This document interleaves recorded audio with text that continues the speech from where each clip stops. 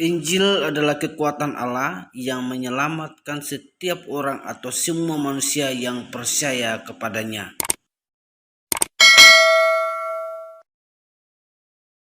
Setiap orang yang percaya, pertama-tama orang Yahudi, tetapi juga orang Yunani. 17. Sebab di dalamnya nyata kebenaran Allah yang bertolak dari iman dan memimpin kepada iman, seperti ada tertulis, orang benar akan hidup oleh iman. Nah, adik-adik semua, teman-teman semua, saya yakin kita semua adalah orang-orang yang sudah dibenarkan oleh Tuhan dan sudah memiliki iman. Artinya ketika kita menerima Yesus sebagai Tuhan dan Juru Selamat, kita disebut orang benar oleh firman Tuhan dan oleh Tuhan itu sendiri.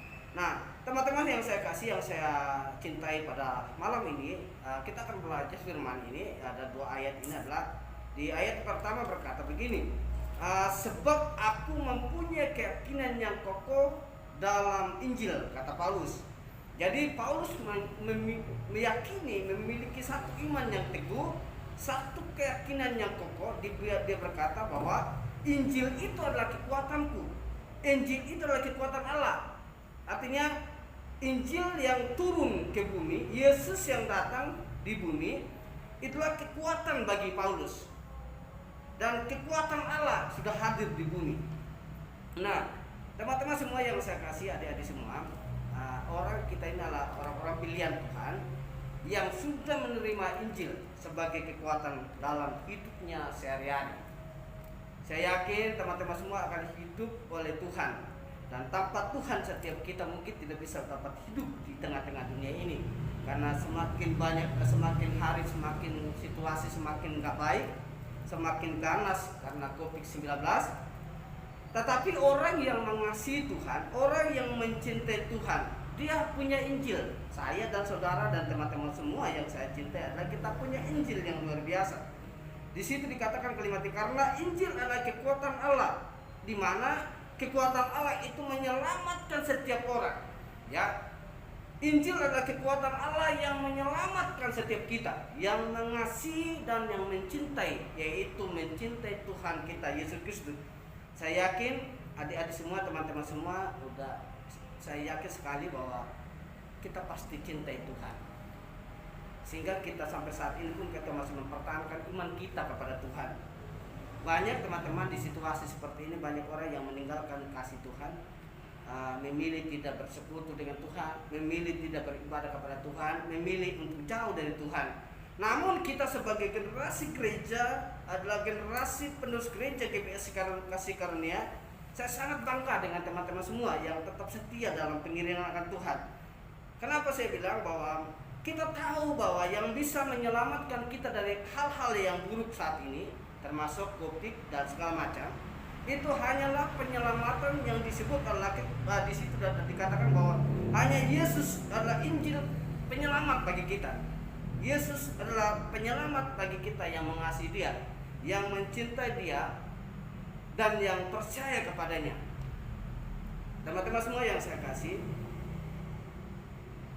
di beberapa ayat-ayat sebelumnya di kitab-kitab lain berkata bahwa hanya orang yang beribadah, hanya orang yang beribadah kepada Tuhan, yang Tuhan jauhkan dia dari sakit penyakit. Hanya orang yang beribadah kepada Dia, yang Tuhan sediakan makanan dan minumannya. Nah, teman-teman semua, orang yang beribadah, yang orang-orang yang percaya dan yang beribadah kepada Tuhan, itu disediain apa yang dibutuhkan. Tidak hanya sampai disediain apa yang dibutuhkan, tetapi juga disediakan keselamatannya. Nah, teman-teman semua generasi kasih karunia saat ini bisa selamat, saat ini masih bisa masih dikasih kesempatan oleh Tuhan untuk bisa menikmati hidup ini, itu karena kita yakin, karena kita percaya bahwa Injil adalah, Yesus adalah penyelamatan hidup kita, yang menuntun kita, yang menjagai kita, sehingga sampai detik ini adik-adik semua, teman-teman semua masih bernapas. Karena kalau kita lihat teman-teman semua, banyak peristiwa yang terjadi saat ini. Beberapa minggu yang lalu saya baru melayani satu keluarga, itu Ibu almarhum Ibu Mariani. baru 2 minggu, sekarang kita sudah, anaknya juga sudah ikut. Artinya hidup ini kita tidak mengerti. Saya dan teman-teman semua tidak tahu kapan kita kembali. Tetapi selama kita hidup, selama kita dipercayakan Tuhan untuk menjalani hidup ini, saya berharap buat adik-adik semua tetap teguh dalam iman, tetap berpegang teguh pada janji Tuhan. Karena sekali lagi di ayat 16 berkata bahwa keyakinan sebab aku mempunyai keyakinan yang kokoh dalam Injil. Karena Injil adalah kekuatan Allah yang menyelamatkan setiap orang, ya, setiap orang, termasuk saya dan saudaraku yang percaya kepada Tuhan kita Yesus Kristus. Ayat yang 17 dikatakan begini, sebab di dalamnya nyata kebenaran Allah yang bertolak dari iman. Jadi di dalam setiap kehidupan kita itu nyata kebenaran Allah karena kita beriman. Nah, bertolak dari iman dan memimpin kepada iman. Dan seperti ada tertulis, orang benar akan hidup oleh iman. Nah, teman-teman semua, generasi penerus gereja yaitu youth kasih karunia yang saya cintai, teman-teman semua adalah orang yang benar akan hidup oleh iman. Nah, hanya orang yang benar yang bisa hidup, dan hanya orang yang beriman kepada Tuhan yang dapat dibenarkan. Jadi ketika kita beriman kepada Tuhan, adik-adik semua beriman kepada Tuhan, percaya kepada Tuhan, itu akan dibenarkan, diselamatkan, dituntun, dijagai oleh Tuhan karena kita sudah benar di hadapan Allah. Nah, teman-teman semua yang saya kasih, adik-adik semua, dalam situasi seperti ini bisa membuat kita bisa jauh dari Tuhan. Membuat kita bisa melakukan sesuatu yang salah, membuat kita melakukan perbuatan-perbuatan yang tidak berkenan sama Tuhan. Itulah sebabnya kita disebut, kalau kita disebut orang benar, maka kita tetap jaga kebenaran yang Tuhan berikan kepada kita, yaitu kita beriman kepada Tuhan. Generasi yang saya hormati, yang saya kasih, yang saya cintai, saya berharap sekali sebagai hamba Tuhan, saya mencintai semua teman-teman semua. Saya berharap bahwa sekalipun kita tidak bisa bertatap muka satu dengan yang lain yang biasa kita lakukan setiap Sabtu, tapi untuk sementara waktu saat ini kita tidak bisa bertemu, namun tidak mengurangi janji Tuhan, tidak mengurangi iman kita. Sebab kita sangat yakin di dalam persekutuan kita, baik dalam gereja, baik di tempat manapun kita berada, itu Tuhan, kata banyak tafsiran bahwa Tuhan adalah omnipresent, yang hadir di mana-mana saja, tidak menutupi ruang dan waktu. Artinya dia hadir dimanapun kita bersekutu. Nah, teman-teman semua yang saya kasih, baik teman-teman yang ada di rumah maupun yang ada di tempat ini, kita sungguh meyakini bahwa Yesus hadir di tengah-tengah kita. Yesus hadir di hidup kita yang bisa menyelamatkan kita dari segala persoalan masalah apapun. Nah, saya yakin teman-teman tidak perlu takut, tidak perlu khawatir. Memang situasi tidak mendukung saat ini, namun yakin bahwa firman Allah, bahwa Tuhan adalah kekuatan bagi kita yang mencintainya, kekuatan bagi kita yang mengasihinya, kekuatan bagi kita yang setia kepada Tuhan. Seperti di dalam Mazmur pasal 1 ayat 3 dikatakan di situ, ini ayat-ayat favorit bagi saya, di mana bahwa berkata bahwa setia seperti di ayat yang pertama saya baca ya, ayat pertama mulai sampai yang ketiga, berbahagia orang yang tidak berjalan menurut nasihat orang fasik, yang tidak berdiri di jalan orang berdosa, yang tidak duduk dalam kumpulan pencemooh. Ayat yang kedua, tetapi yang kesukanya ialah Taurat Tuhan, dan yang merenungkan Taurat itu siang dan malam.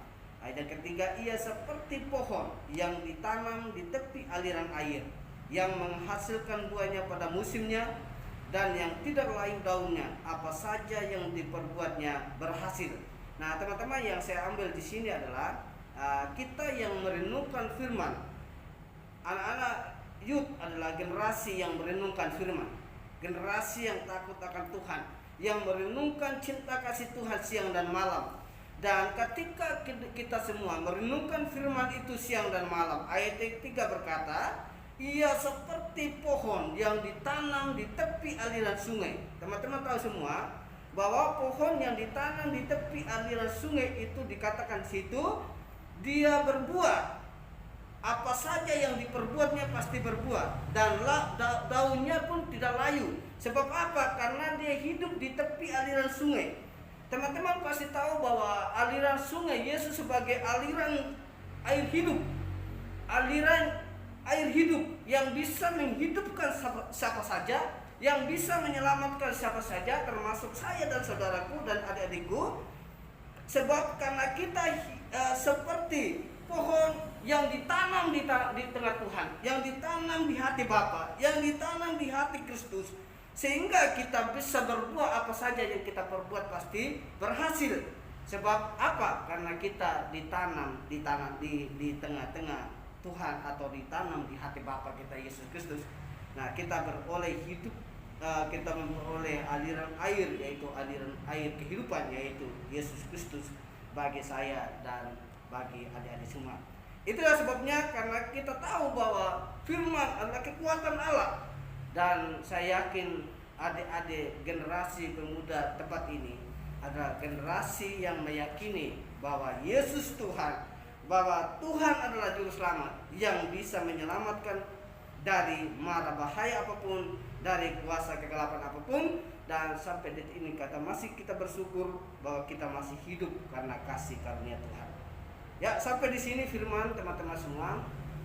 Yakin firman walaupun singkat, tapi biarlah firman ini menjadi kekuatan bagi kita, karena kita yakini dan kita sudah mendengar bahwa Injil adalah kekuatan kita.